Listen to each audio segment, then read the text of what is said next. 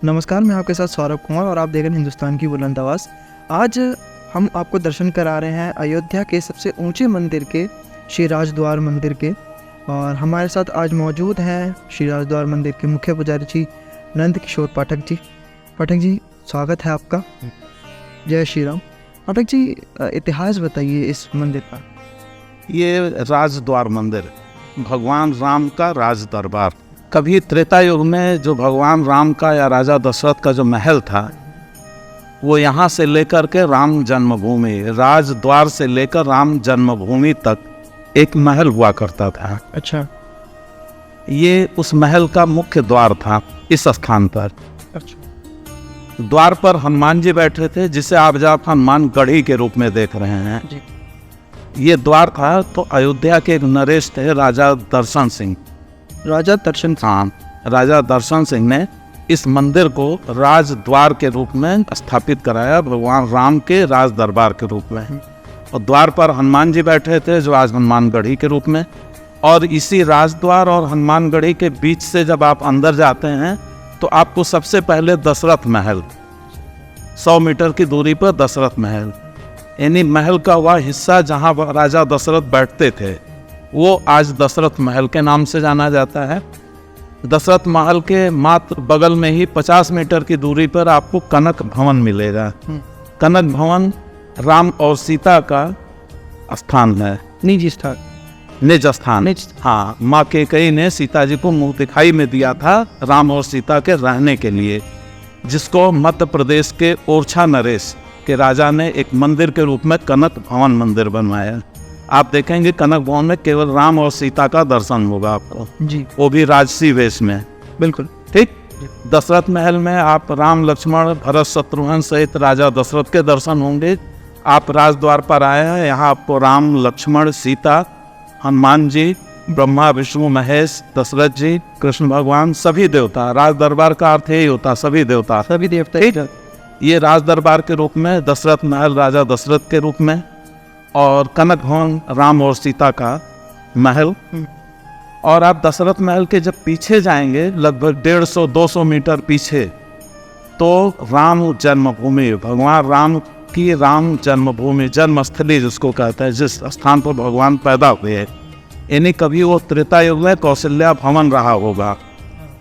ठीक, जिसको आज हम लोग राम जन्मभूमि के रूप में जानते हैं, कौशल्या भवन रहा होगा। उसके बाद वो, चूंकि भगवान वहाँ पैदा हुए, उसी स्थान पर पैदा हुए, मर्यादा पुरुषोत्तम भगवान राम। बाद में एक मंदिर बना, राम जन्मभूमि मंदिर, जिसे 1527 में बाबर ने तोड़कर मस्जिद बनवा दिया।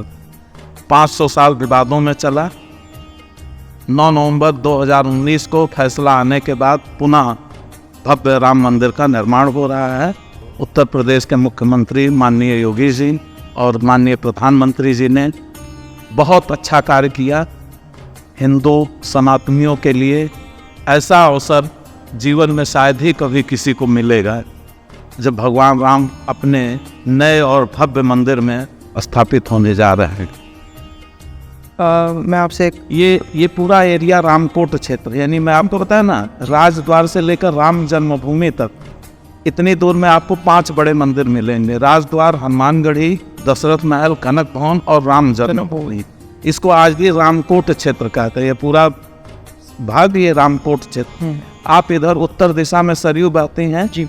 सरयू से जब आप स्नान करके मुख्य मार्ग से जो आप रामकोट क्षेत्र में प्रवेश कर रहे हैं, तो आपको सबसे पहले राजद्वार ही मिल रहा है। ठीक।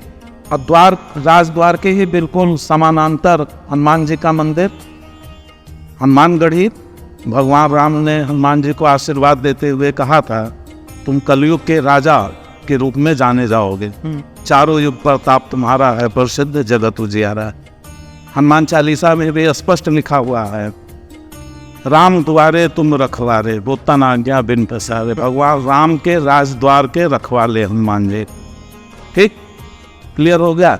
रामायण, रामचरितमानस, रामायण सीरियल में आप कभी ध्यान से देखिए, आपको राजद्वार का जिक्र एक जगह नहीं, सैकड़ों जगह आएगा। बालकांड से लेकर अयोध्या कांड तक सैकड़ों बार राजद्वार का जिक्र आएगा। और अयोध्या में कोई दूसरा राजद्वार नहीं है, वो भी रामकोट क्षेत्र का एक ही है। एक ही है। और वो भी आज से 500 साल पहले अयोध्या का सबसे ऊंचा मंदिर स्थापित हुआ था, लखौड़ी ईंटे के बने हुए मंदिर। अच्छा जी। आज अयोध्या प्रदेश में राम जन्मभूमि बन के तैयार हो रही है, कैसा लग रहा है आपको? बहुत अच्छा लग रहा है। राम जन्मभूमि क्या, ऐसा लग रहा है कि भगवान राम ने पुनः अवतार लेकर अयोध्या वासियों और देशवासियों को आशीर्वाद देने पुनः जीवित रूप में पुनः जो है सबको दर्शन दे रहे हैं। और कहीं ना कहीं ऐसा लग रहा है कि भगवान श्री राम वापस वैकुंठ से धरती पे आ जाएंगे और सारे भक्तजनों को दर्शन देंगे। पूरी अयोध्या त्रेता की तर्ज पर सजाई जा रही है, कैसा लगा? त्रेता युग की तर्ज पर सजाई जा रही है और उस त्रेता युग को ध्यान में रखते रखते सरकार ने वर्तमान में आधुनिक परिस्थितियों को भी ध्यान में रखा है, आधुनिक आवश्यकताओं को भी ध्यान में रखते हुए विकास कार्य हो रहे हैं। सभी मंदिर सुसज्जित किए जा रहे हैं बहुत अच्छे ढंग से। सारे बाजार के सभी दोनों तरफ की सड़कें एक जैसी लगें, एक रूपता रहे, सब में बहुत अच्छा कार्य किया जा रहा है। ये अगर प्रधानमंत्री माननीय मोदी जी और योगी जी जैसा संयोग न बनता तो शायद ये कार्य संभव ही नहीं था। और इन दो महान विभूतियों ने ऐसा कर दिखाया जो आज हिंदुस्तान नहीं पूरे विश्व में प्रशंसा हो रही है, पूरे विश्व में प्रशंसा हो रही है। मुस्लिम भाई भी बहुत खुश हैं, बस उनके कुछ लोग हैं जो नाखुश हैं और अधिकतर मुस्लिम भाई भी इस मंदिर को लेकर खुश हैं। आप और लोगों से जानकारी कीजिए, बहुत तरह तरह की बातें आएंगी सामने। ऐसा नहीं है, बहुत अच्छे यहाँ जो भी हिंदू मुस्लिम सब मिलजुल कर रहते थे, ऐसा कुछ नहीं है, सब कुछ ठीक ठाक था। ये तो कुछ लोगों ने अपने निजी स्वार्थ में जो है भड़का रखा था लोगों को। और अब आज देख लीजिए कहीं कुछ है, सब कुछ कितने धूमधाम से बन हो रहा है, सब कुछ शांति से हो रहे हैं। हाँ, पूरी दुनिया देख रही है इस समय अयोध्या पर, नज़र पूरी दुनिया की नज़र है। सब दुनिया की बड़े बड़े राष्ट्र के राष्ट्राध्यक्ष, प्रधानमंत्री, राष्ट्रपति, सबकी बड़ी जिज्ञासा है कि मैं अयोध्या जाऊँ और भगवान राम का मंदिर दर्शन करूँ। तो ऐसा शुभ अवसर तो शायद ही ये हम लोगों का भी बड़ा सौभाग्य है कि ऐसे समय पर हम लोग यहाँ उपस्थित हैं और ये सब कुछ अपने आँखों से देख रहा हूँ। मैं तो बचपन से यहाँ रहा हूँ, सब कुछ देखा हूँ, 90 और 92 के दौर भी देखे हैं। अगर चंदन लगा लीजिए तो पुलिस वाले उठाकर जेल में डाल देते थे, ऐसा दौर था। ऐसा दौर था। यहाँ के पुजारी चंदन लगाने में डरते थे कि कहीं ऐसा ना हो पुलिस वाले उठा के 90-92 में जेल में डाल दें। ये स्थितियाँ थी। और आज देख लीजिए।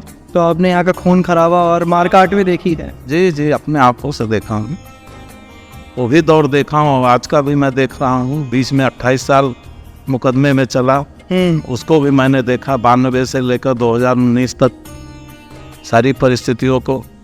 500 साल का सपना पूरा हो रहा है, खुश हैं आप इससे? जी बहुत खुश हैं, हम ही नहीं खुश हैं, पूरा अयोध्या, पूरे देशवासी खुश हैं, पूरे देशवासी खुश हैं, देश विदेश तक बहुत धूमधाम से। कि अब जो यूथ या जो युवा भटक चुके हैं उनको आप क्या संदेश देना चाहिए, क्या कहना चाहिए?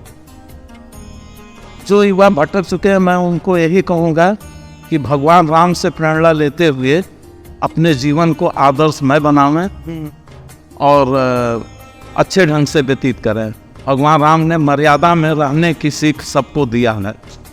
राम शब्द कहने से ही आदमी के अंदर कितना आत्मसंतोष पैदा होता है, तो राम से बड़ा तो शायद ही कुछ कोई नाम लेने लायक हो। तो राम, वो युवाओं को मैं यही कहूँगा, केवल राम के आदर्शों को ध्यान में रखें तो वो खुद भी कभी गलत रास्ते पर नहीं जाएंगे, उनकी अंतरात्मा नहीं कहेगी। बस भगवान का आशीर्वाद लेते रहे, भगवान के स्वरूप का दर्शन करें और भगवान की मर्यादाओं का पालन करें।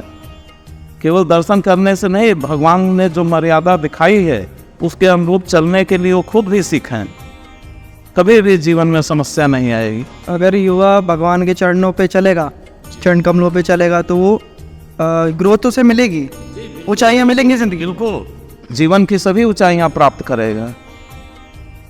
ऐसा नहीं है, भगवान के आशीर्वाद से बहुत कुछ बनता है। कुछ समय के लिए आदमी को लगता है कि अरे हम तो झूठे भजन कर रहे हैं, कुछ नहीं हो रहा, हमारा सब बिगड़ता जा रहा है। ऐसा ना सोचे, धैर्य रख के भगवान का भजन करें और भगवान को जो है स्मरण करे सब कुछ पार हो जाता है और बहुत अच्छे ढंग से पार होता देर है अंधेर नहीं। है। देर है अंधेर नहीं। तो बहुत बहुत धन्यवाद पुजारी जी, आपने अपना कीमती समय दिया। तो पुजारी जी ने हमें इस मंदिर के बारे में बहुत मुख्य जानकारी दी, बहुत अहम जानकारियाँ दी। वीडियो जर्नलिस्ट सोनाली मल्होत्रा के साथ मैं आपका अपना सौरभ कुमार, हिंदुस्तान की बुलंद आवाज़।